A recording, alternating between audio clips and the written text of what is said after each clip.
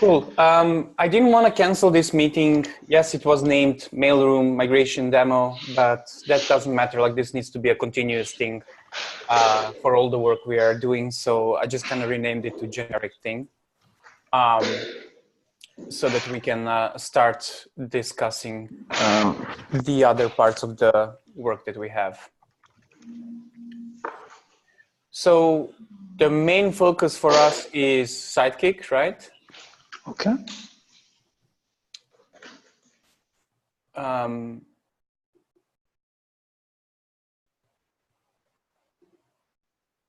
But as far as I understand, we discussed taking on some work to make sure that we can deploy in step with our current deployment system. And for that, we actually have a couple of issues. I'm going to link them. They're in the main epic, which I'm also going to link.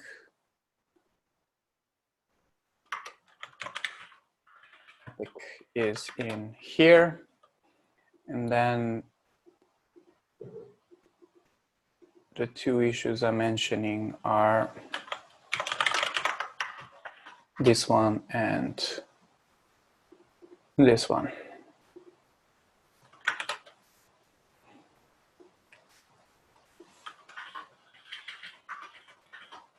All right.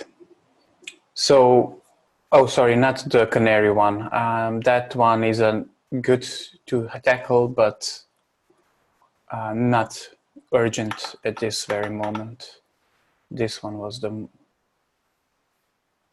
one I was thinking about. Nope, not even. It's not even that one. It's that one and this one together. So how do we keep components updated in lockstep with auto deploy? I guess we have a lot of issues. We have a lot of issues, yes, to track slightly different things that are very much related. So I've been thinking about the amount of work that generates, and we are slowly inching towards a state where we are no longer going to be able to just like do migration in parallel with doing the other work. Like, it's already difficult.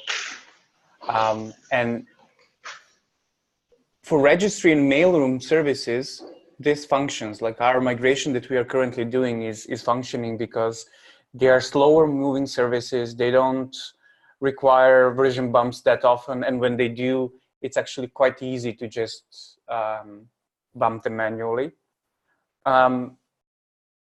That kind of goes all out of the window with Sidekick. And we can't manually update that. Just like, we can't keep up with that.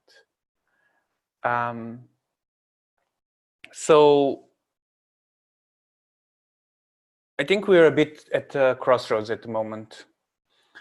Do we start thinking about the system that we want to build that is independent from what we've already built, or do we want to continue doing these manual bumps, basically undoing the work that we are doing with auto deploy?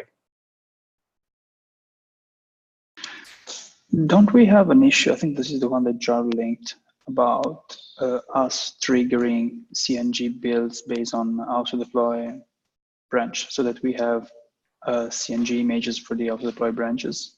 So that's the 577, right?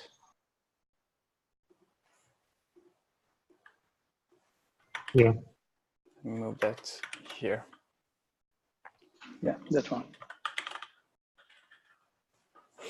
Okay. So I know this item, but it's creating a lot of discussion that I don't know whether it's leading us anywhere. So, Jarv, you're waving your head left and right. So I'm guessing you don't agree, or you agree. No, I agree. I mean, I think discussing this in issues is probably not going to lead us anywhere. No, I think we're going to probably need to probably just come up with a document and start bouncing ideas off each other, because yeah.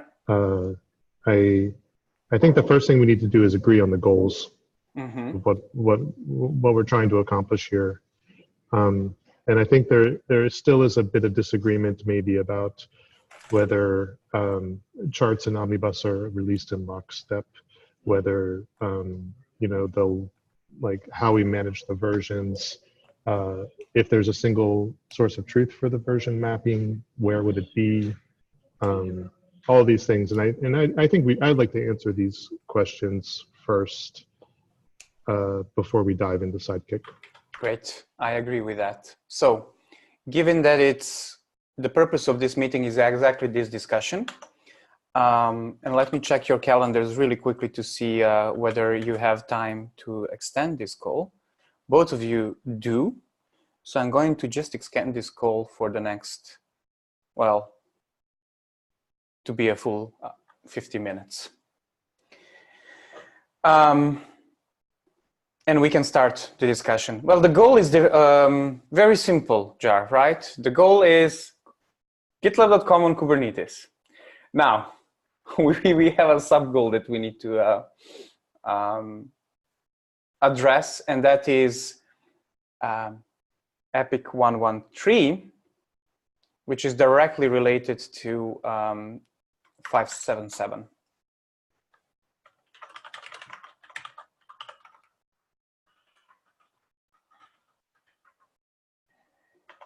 So we have a couple of constraints that we need to think about when executing this work. We need to ensure that we are not blocking developers from shipping their features the way they're doing right now. We need to continue using the Helm charts because that's what we offer to our customers. So there is no way around that.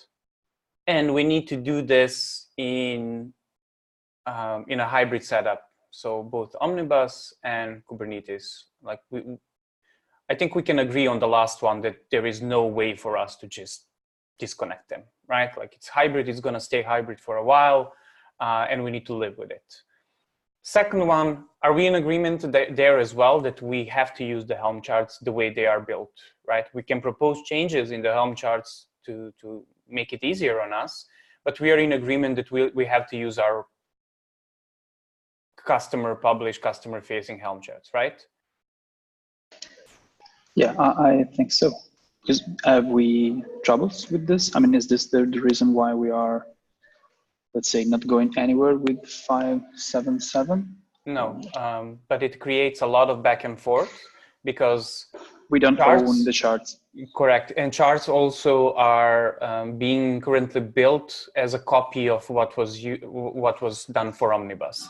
And the reason why that is done is because it's an iterative step, right? Like you already have a system that builds Omnibus.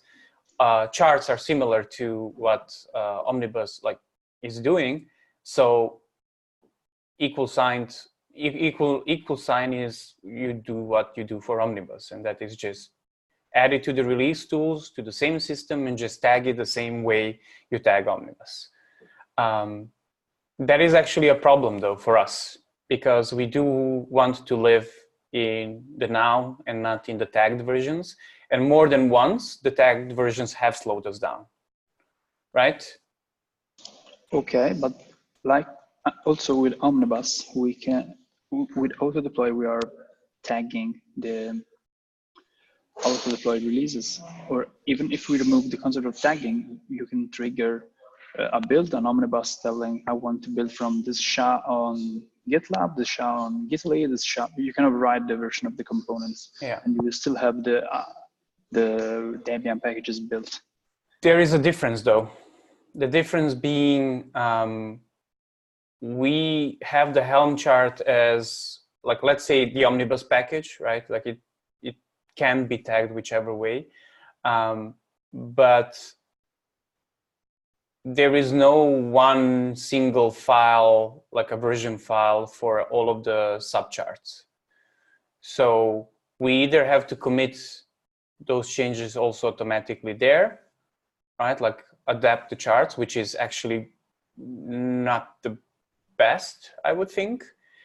But also we want to be able to have another level of freedom compared to what Omnibus gives us. And that is, we want to be able to adapt the charts or the subcharts of a major chart in such a way where we can roll out images independently from the subchart. Subcharts are not moving that much.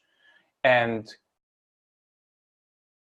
opposing to what Omnibus does, we are not tied into building this monolithic package. Like charts are just is a templating engine. Everything else we use there is a bit more loose than it is in Omnibus.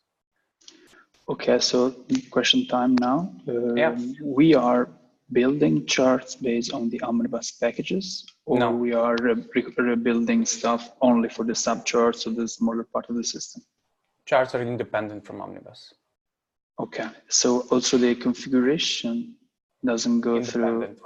Okay, so we would write directly the GitLab config or whatever that is in the charts. Yeah. Okay, so it's double effort. Yeah, because it's a rewrite of Omnibus in a certain way. Yeah, the configuration part, let's say. Okay, understood. So now another question is, because this is made of subcharts, as I understood, then you have the part where you have the application server, the sidekick, and this like that. Can we simply remove the main chart and just kind of reorchestrate the configuration of what we need for gitlab.com? Is this acceptable solution? Is it too much? That is too much work, because right now what we do is we just pull the Helm chart as a whole, same way as we would be pulling the package, and then we use values files to roll out things, right? So use Helm natives to actually execute some of this work. If we were to separate the charts, then we are just adding another level of duplicated work. And I know that there were discussions in the distribution team to separate this, but the goal still remains the same as it was for Omnibus. Make GitLab simple to install for majority of the users and adapt as much as possible for gitlab.com. Okay, but so if I understand, the problem is that we have the chart part does handle the templating engine, and this will suit also our need. What we are missing now is the ability to build the real images from a custom version. So this is the missing part, right? Because even if we are able to, let's say, override the version of the images that we will deploy, there will be no images built. Yeah, well, their images are being built automatically right now, even. Yeah, but they are built not independently. So they're built independently. I was asking this to Jason Plum a couple of weeks ago. Can we have an installation where we are building only workers from master? And he told me that there's no such package. Or you get either everything from master, or you get. So this was my question. That is correct. You get, like, master builds images all the time, right? GitLab master builds images all the time. You don't get an independent build of only workhorse or only, right? Like GitLab Rails will trigger a build in charts, or rather in the images project, for everything. Okay. So you have the SHA, but you don't have the independence of like workhorse only building this. Now, the reason for that is like there are multiple, but one of the things was we needed a way to iterate fast and not be dependent on upstream projects. But basically this whole discussion is now coming to a point, should we make it more independent, right? Like we might need to do that. We might need to decentralize the images project so that every satellite repository and every upstream project that we use builds its own independently, and then the charts only collecting those versions and packaging them up in the count package. Okay, I think that I more or less understood. Yep. Now, the problem with this second part that I said, decoupling, right, like decentralizing, is it's a lot of work. But it's work that is necessary if we are to, at any point in time, say, images that are built from all of these projects can independently roll out, right, like Workhorse, and Workhorse is a bad example. But yeah, Gitly or like GitLab Rails / Workhorse, or I think we even still have GitLab Shell and so on. Yeah, because this is something that I also realized this month during the Gitly auto deploy, that we are restarting Rails for no reason when I have a package that where the only changes is Gitly. Well, it's not for no reason, right? You have Gitly Ruby inside of GitLab Rails, and there is no guarantee that between Gitly and Gitly Ruby there are not going to be a change that that is requiring a restart of Unicorn. Yeah, but in that thing is a gem, so it's a dependency. If that doesn't change, it should be exactly the same as before. Yeah, so, but you're looking at only at that level, like, but there is like a bigger story there. That's out of scope of this. Yeah, but it's in line of what we are discussing. So if we want to just change one of the component, we don't have to rebuild, restart, redeploy all the rest, because we just want to change one of those. Yep. I've been thinking about this today a bit, and let's pretend that we can build all the images independently of each other. Like each project is responsible for its own image. Let's say that's all works, which it doesn't now, but let's say we can make it work. I don't quite see how we're going to manage the product version, you know, the 12.5 or the 12.6, for both the Omnibus package and the charts package, because, or the charts project, because you can kind of see, let's say we have a security release, and the security release is specific to Omnibus, which is very possible. Or, you know, we have a release that has only Omnibus changes.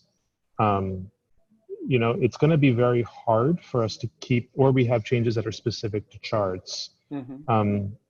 Assuming that let's say we only tag the product release on the charts project and Omnibus project, and then the subcomponents, we just use SHAs. I think that would be a nice, sane way to go about it. You know, we don't have any tags for any of the subcomponents.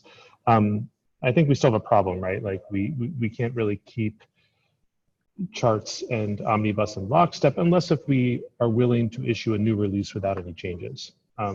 What do you see as like a way we can avoid that? Because it's going to get confusing when we have some of our infrastructure on a product release 12.5.1 and some of our other infrastructure in Kubernetes on product release 12.5.2, because you know, the other stuff hasn't changed, right? Like what do we do here?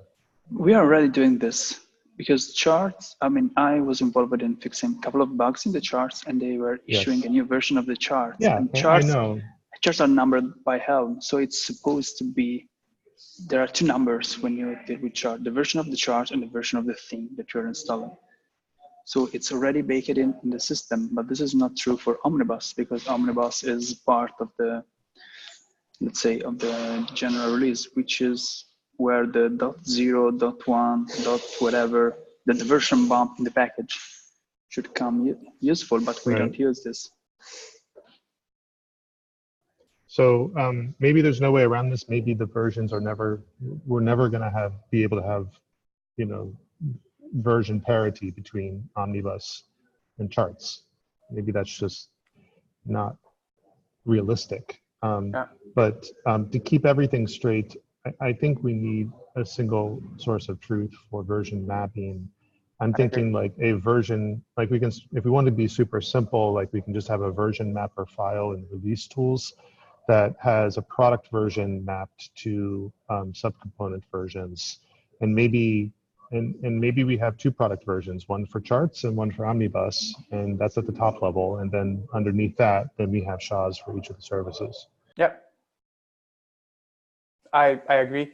I mean, if you take a look at the Epic 113, the issue I created like a year ago, it is exactly that. Like release tooling becomes the source of truth for our, well, everything basically, both package and charts, and then over time that also becomes independent, as in release tooling will be responsible for tagging individual components, and then individual components are only going to be collected into a package, right? So that is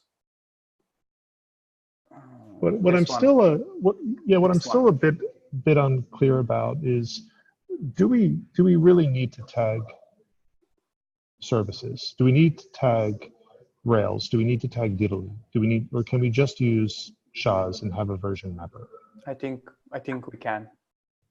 I think the reason why it is being tagged the way it is being tagged, it is because we were following the path of least resistance, and that is you already have what you know, right? And that is the specifically tagged versions, so might as well just use them. There is no reason for us to reason it differently, apart from it is not humanly easily understandable, right? Like you need to map the SHA with a certain version, and as a user you don't know how to do that possibly, you know?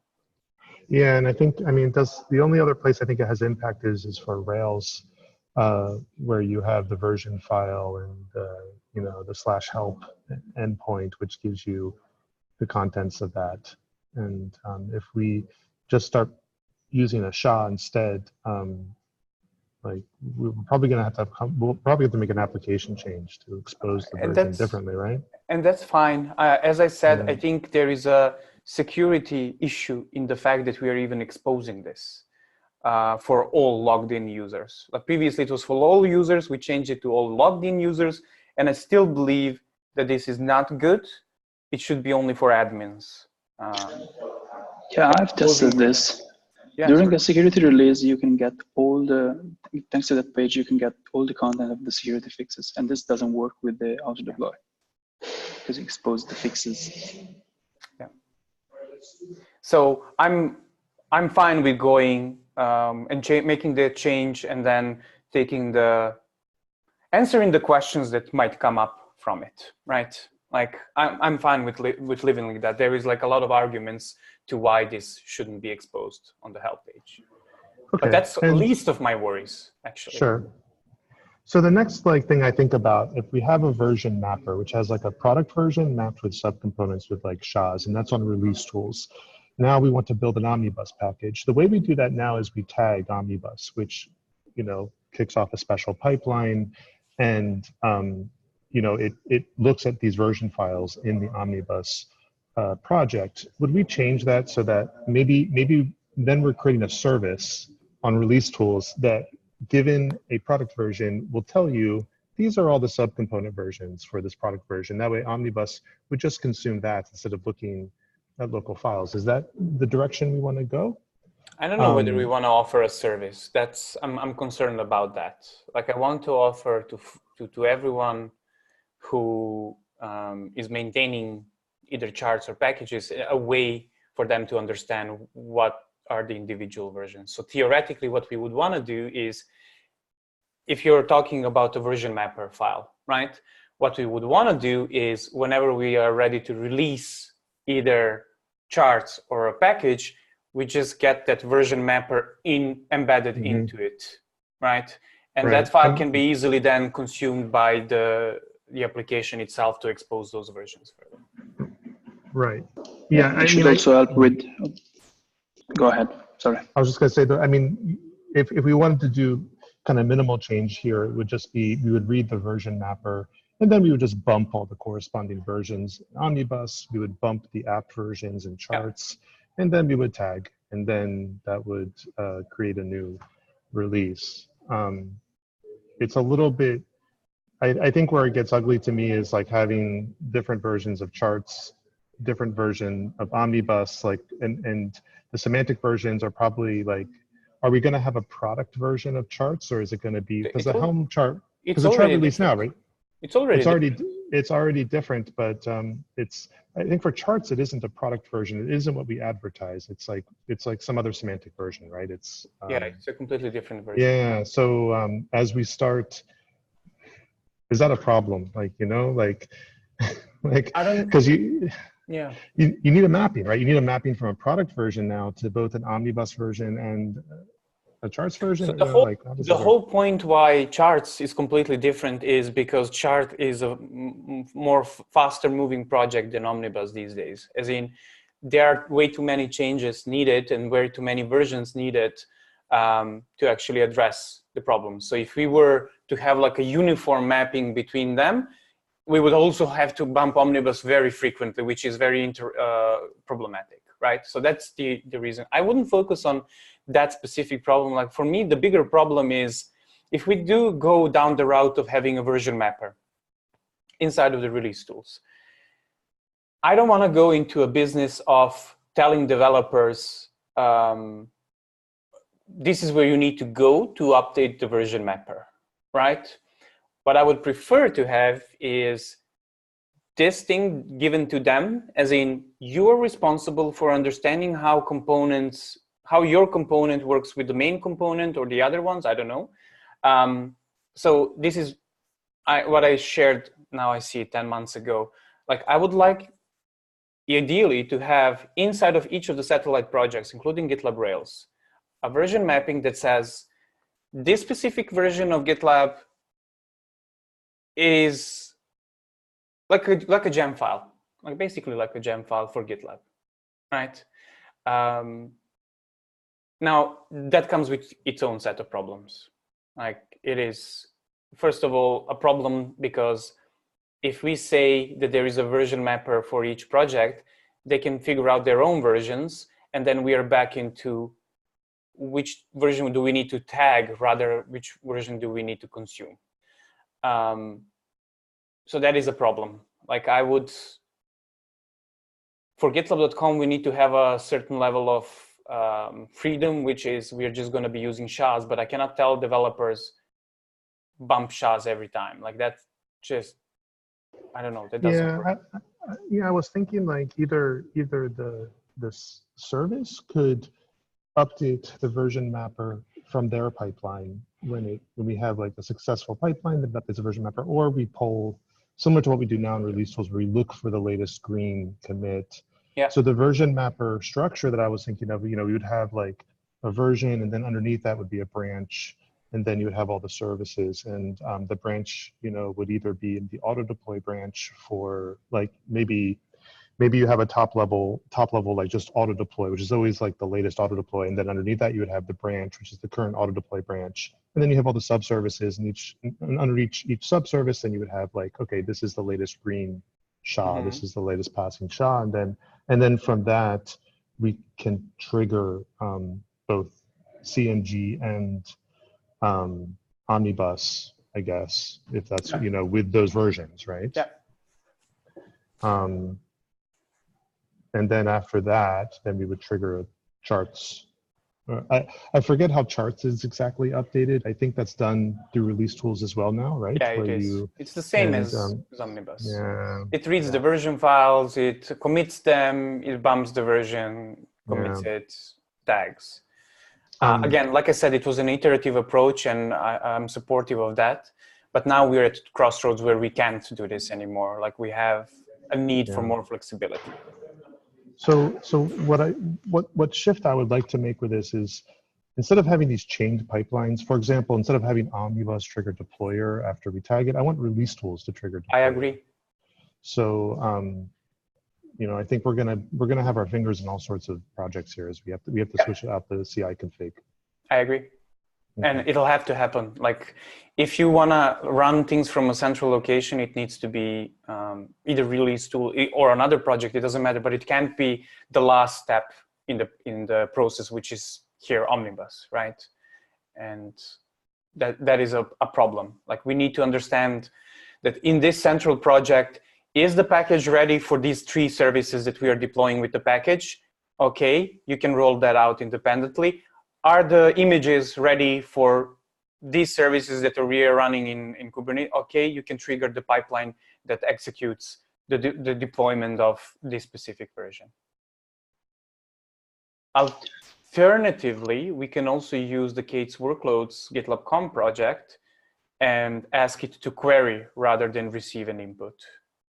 As in, I know it's frowned upon and I don't like it as well, right? Like the latest tag. I'm not proposing a latest tag. What I'm saying is the point of the latest tag is that you can always point towards something that is the newest and just have your system automatically pick that up, right? We could think of a way of doing that and saying for more stable services like Italy, obviously in Kubernetes, we don't have it in Kubernetes yet, but service like that would be able to like just continuously update itself. Right. Yeah, I think that makes sense. Currently I'm thinking right now is at the end of this, after we we trigger the CNG, we trigger the omnibus, we wait for those pipelines to complete, then we trigger charts, and then all the app versions bump, and now we have a new charts release. And then I was thinking, okay, now we can go and we can trigger k8s workloads by bumping the chart version, and that would trigger a pipeline. That would be kind of like the last step in this release tools job. That's an option. We still didn't resolve the versioning problem though. That is the biggest challenge I have here. I also want to spend a couple of words on what was the more challenging part of the Gitly auto deployment, which is exactly version handling and version tagging. So is the part that we didn't solve at all. And there's also an anecdote here, which is interesting. So Gitly master is broken since merging the security fixes back to .com because of a race condition in the test. So we suspended the auto deployment and we set to the tagged version that had a fix before we know it was the master was broken. So now is today, I think, yeah, it should be 1 or 2 days that Gitly master is broken and is not fixed.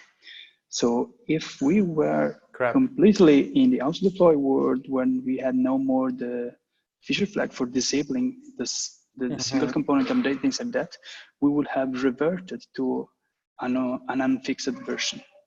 Because security vulnerable version, right? Yeah, exactly, security vulnerable version. So this is a fact.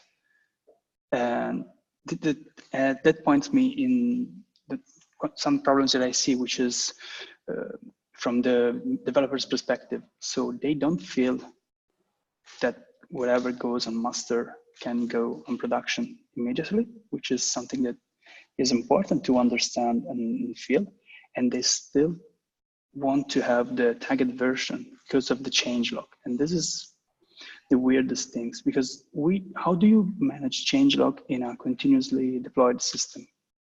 You can use git log. I mean, I would rather want to avoid discussion about the changelog.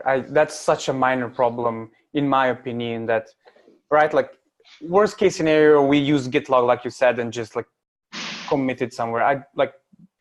Version, like you just said, like broken master for 2 days is exactly the thing. The real problem, yeah. Yeah. And if we don't have an easy way to do a version mapping, or actually, that's another thing we need to consider. Maybe it's time for us to discuss that each group of teams is responsible for tagging their own versions. And we are the ones that are building the system that will only poll for the newest, latest versions. And they're responsible for preventing the newest versions from propagating further. What do I mean by this? So say example of Gitly. We build a system where they are responsible for tagging as frequently as they want, right? This is already the case. They tag by themselves and update the part in GitLab. Right, but we are not taking that into account because we are using the SHA. What I'm trying to say here is that if we have a system like they have in Italy where they're tagging frequently, what we could say is that our continuous deployment is not going to be us using the SHA of master, latest master. What we can say is that when they have sufficient confidence in what they shipped, merged into master, and they tagged, that is the sign, that is the trigger. Like as soon as they tag, that triggers an update in whatever project is tracking the versions, and our system then picks up that change and triggers the rest of the process, builds the images, builds the packages, and then deploys to various systems. So we could then go and say Rails has to do the same thing, right? So currently we don't have any owners there, and we'll have to figure out what owners can we make. But for example, saying that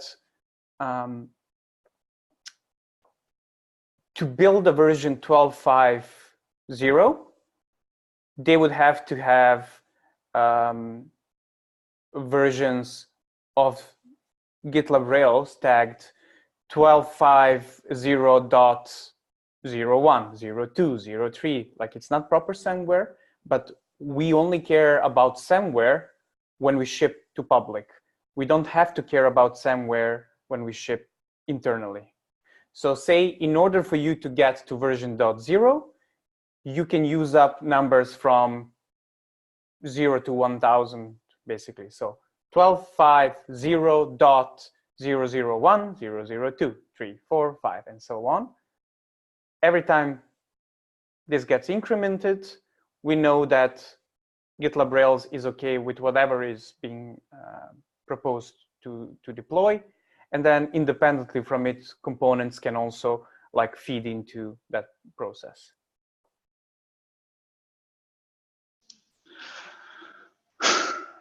I don't know, Marvin. It will work, definitely. Well,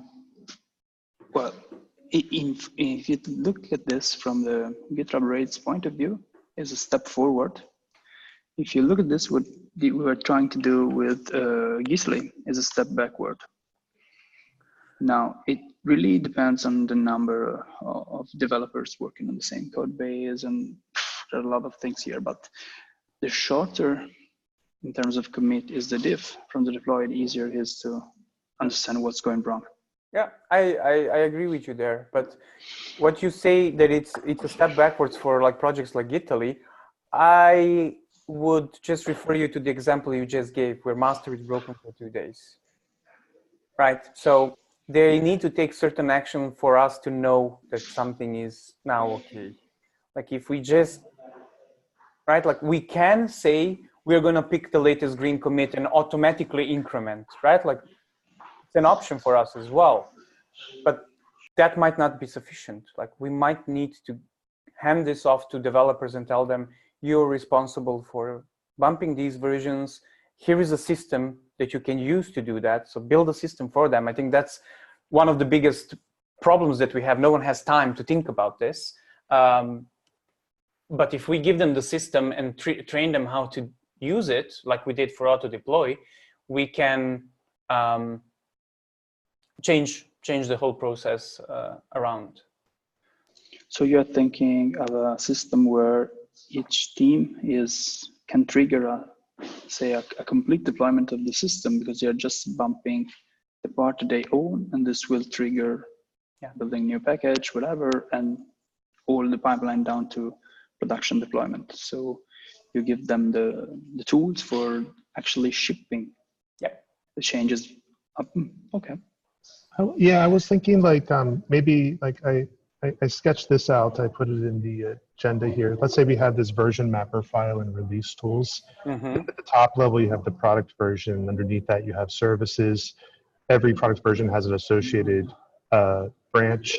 And then you have only really one entry for auto deploy because auto deploy is always the latest, right? So you really don't, I think we can drop major and minor from auto deploy.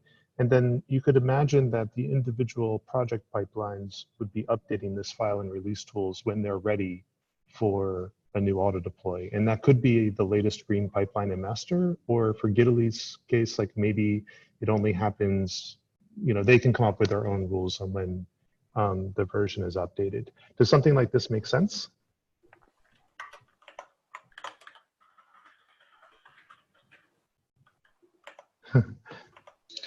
I'm looking at your. Oh, okay. Now I see it. Because it was. You kind of have to pretend it's YAML, But oh yeah, no. But I didn't get it. It was handling multiple versions on the same file. Yeah, right. so I messed it up for you now, but you get my intention, right?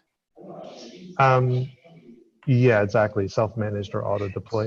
So, but I think like we should just drop major and minor from auto deploy. I don't know if it really serves any purpose. Yeah, but right this now, is what right? this is what Marin was telling us, that we still go with tagged version. Is that the tag is say unrelated with the product version. It can even be 1, 2. Okay, it'd be easier if it's part of the product version, but when you think something is ready, ship it. Yeah, exactly. So what I was thinking was, in auto deploy, you say something like this for Gitaly version, right? And whenever they are ready, they increment this number and say, okay, this is ready. We automatically pick it up, right? They can increment this all they want. And we use the same system for self-managed, meaning at a certain point in time, we just pick this version here. So if we decided now from this auto deploy, we decided we are going to go and release, we just use this one and then say, if you want to pretend that we have to do somewhere, we can always tag the same here and say, this is all right. This is now 1 to 12. So this is the version, and it's based on this latest tag. And then we collect whatever we had here. Instead of being SHAs, we have tags,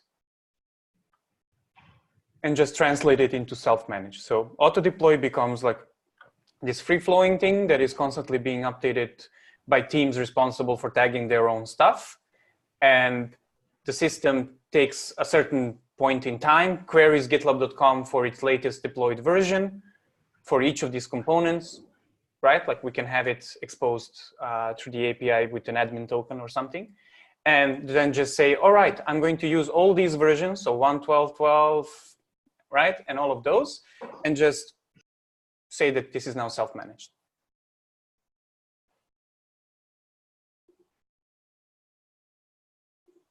My suggestion was here something like this, but it's basically what you're writing as well. Yeah.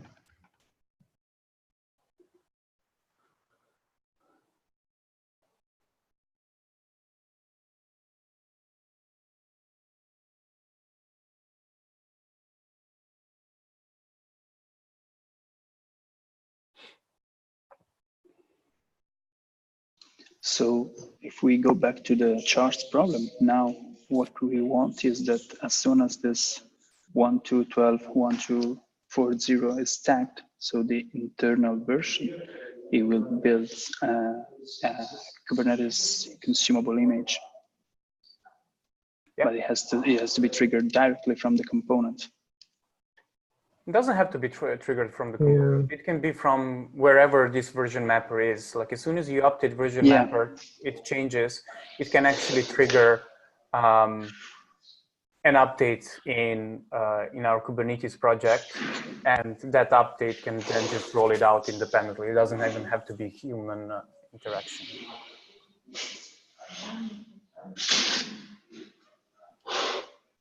It doesn't have to even be a trigger, because triggers don't allow us to pass versions. We can do, curl to that project and just say like, you can now go in.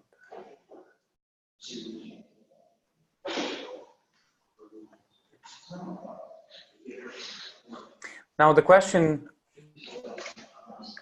I also wanted to ensure we answer is, is this still relevant if we are completely on GitLab, like Kubernetes? If GitLab.com is completely on Kubernetes, is this problem still relevant? Like, are we solving something that is useful for future, regardless where that future is? Or does Kubernetes expose us to way more flexibility so that we don't have to think about this? I know the answer, but I want to hear you. Yeah, I don't think it's gonna. I mean, replace self-managed with charts here, and you have the same mapping, or you really need the same mapping because we're gonna have also a parallel charts product version. You know, in addition to 12.5.2, which is going to have the same versions of all the subcomponents, but there might be different stuff in charts than there would be in Omnibus, right? Because like, and these will kind of be released in lockstep, but may not be released in lockstep all the time, right? So I think no, I don't think once we go over to Kubernetes, like, yeah, we still have to do this because we still have to release Omnibus packages. And we still have to deploy them to environments. It's probably going to be, I guess, you know, pre-prod or whatever. I don't know. Like, but let's think. Let's ignore the self-managed for now, and let's think about this as if we were SaaS that needs to use a certain chart. So only for us, no external customer. No external customer, right? Like, we are trying to optimize this process for all, and I think we should go there regardless. But let's say GitLab.com is on Kubernetes, database is handled differently, we're not deploying Omnibus, we're deploying only charts. Do we have to resolve a problem of teams independently building images that will be rolled out to production? No. If we were starting this project today without having GitLab already built, this will be a no problem, because you can engineering the system in order to the component to be loosely coupled. So as long as they are, I didn't mean you kind of went too far in the time machine. I meant GitLab exists, right? Like, the project exists. Yeah, no, but that's right. But we can still aim for this. I mean, think about Gitly. Yeah. Gitly is heavily back compatible. Right, so, you're talking about basically microservices, like making sure that you build the project. Services. It's services. Services. I mean, this could be services. It's just the fact that the Gitly pod. Let's talk about Kubernetes. The Gitly pod can be rolled out independently from the rest of the charts. So if we have a system that can ensure us that the new build of Gitly will not break the complete system, and can live with the old version of GitLab Rails or GitLab Shell and all the other components, there's no reason to have this master recipe where you have all the versions, because you can query the system live. So you need an inventory in that case, and not a recipe for building something. But this is an inventory. This YAML file is an inventory. No, it's because you build on top of that. So you create this and then you build. Right. But you will also have to build even in that case that you're mentioning, right? And you need to somehow track all these versions. You can query the system. That's not a problem, but you still need to expose this catalog somewhere, this inventory somewhere. And whether you call it a recipe or an inventory, doesn't. No, but yeah, I agree. But we can aim to a solution where we don't have a GitLab chart, but we have directly the component chart. So as long as each component is configured and knows where to find the other part, you don't need to have a master version that contains all the subcomponents. So as long as, Gitly Rails only needs to know where to find the Gitly APIs endpoint. So this is a configuration in the, let's call it the GitLab Rails chart, okay? So Gitly cares about nothing. So it just has its own storage, so it's independent. This means that you can have an Helm chart that has its own version that goes with its own life that only handles Gitly. And this is why I see where is the difference, because now we still have the idea of having this Helm chart, which is GitLab, the old installation. But if we were just having a SaaS service with no external customer, we can think about, we have Gitali chart, Rails charts. Sidekick is based on the same code base, so I will update this at the same time, even if it's two different charts, because it's built different images, but it's from the same code base. But they will be, when you do Helm LS, will be different installation in theory. Yeah, I mean, I think we're saying the same thing, but basically what would be different if we were starting over without the omnibus would be that every project would have the chart in its own project repository, and they probably would be versioned together. So the chart version for the component would be the same version as the component itself.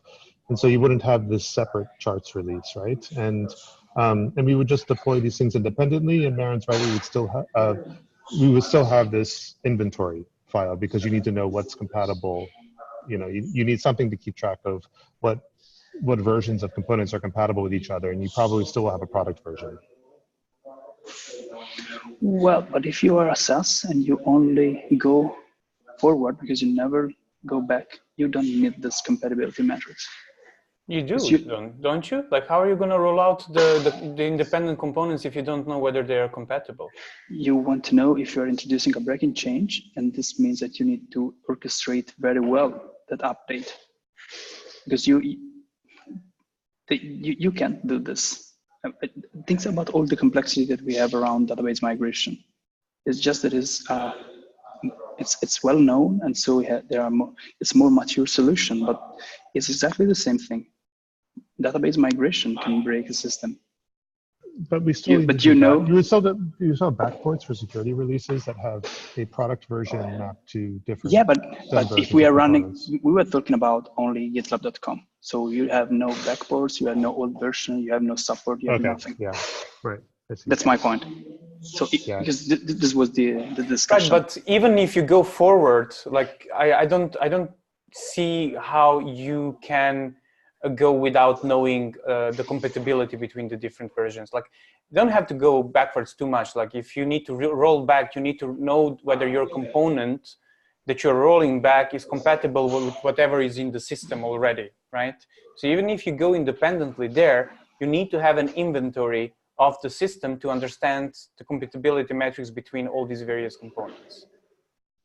So what I'm trying to say here, and the reason why I kind of pull this discussion in this way is there an intersection between what we are doing right now and what would the ideal system be that we can actually start thinking about and working on, and then reorder our systems that we currently have according to that, so that the outcome becomes we built a system that is usable in hybrid, but also in the future that we are going to use, right?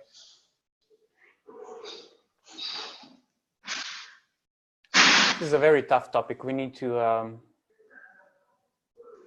have more of these discussions, and we need to have an outcome of these discussions as well, because there is no after this 1 hour of discussion.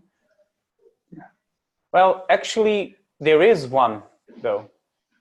Jarv, you and I are definitely in agreement that we need inventory, right? I think, Alessio, you are more or less there as well. You're just using different wording and. Right? Yeah, I mean, if we have to deal with external installation, customer support, and backporting version, we need that thing. So yeah, I do agree. Yeah, I think, and like having release tools as the central coordinator, I don't know whether, I guess it's probably taking it too far to have a service. I was actually thinking like we could even move this to version.gitlab.com, but I don't know if I want to look at that code or think about adding it to that, right? Like maybe it just belongs in release tools as a simple YAML file. All right, I have a call in 1 minute, so I can't continue the discussion. What do you all want to do next? Like, we had all this written down in issues, but that's not moving. That's not good enough. Like we need live world like we are having right now, I think. Would you be okay if I schedule another one of these on Monday? So, and if necessary, every day until we get to a point where we can start like working, because we have this written down in issues. It's just the problem is like we need to coordinate this thing, which is really, really hard in written. Yeah. I think what we're talking about can be done before we even start on the Kubernetes stuff, right? Because it applies equally to Omnibus, and maybe we should just have a separate epic to track this work, because it's going to be a lot of work. We do. It's Epic 113 that I linked. Okay. This. Oh, right. The reordering release pipelines. Reordering. Yeah, that's the one. Yeah. Okay. Cool. So we'll just use this as the epic, and hopefully. Yeah. Yeah. Great. All right. I need to leave. I'll upload this recording. If either of you wants to write up something in the issue after our discussion, like please go read through it, read through the epic, see what's applicable and what's not, and like start updating the description a bit. And I'll schedule a new one for Monday, for example. New call for Monday. All right. Thanks all. Have a great weekend. You too.